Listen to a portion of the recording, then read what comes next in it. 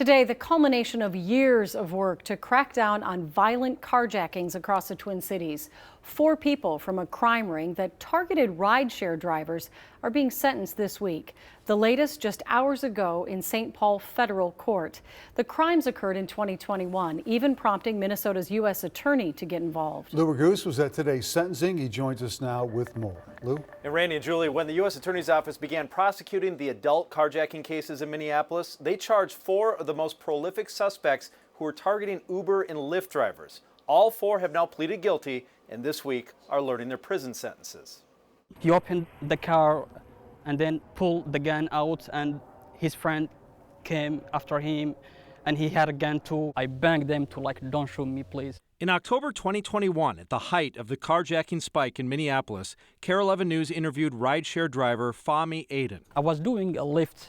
I almost died today. And he shared the terror he experienced when he expected to pick up a paying customer but was instead attacked. They forced me to change my password, and then they took off with my wallet. He punched the gun on my face.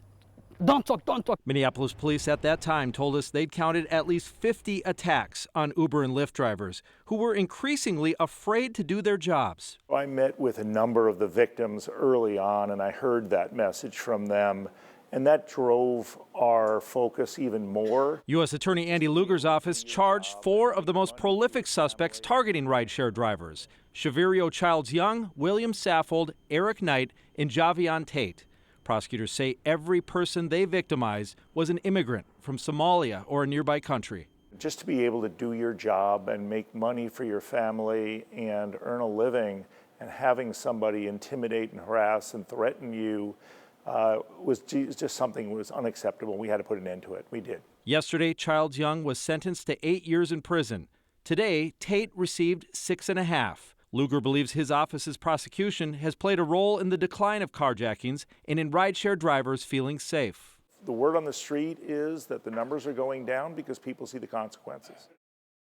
And those other 2 defendants, William Saffold and Eric Knight, will be sentenced in the coming days. Julie. All right. Thank you, Lou.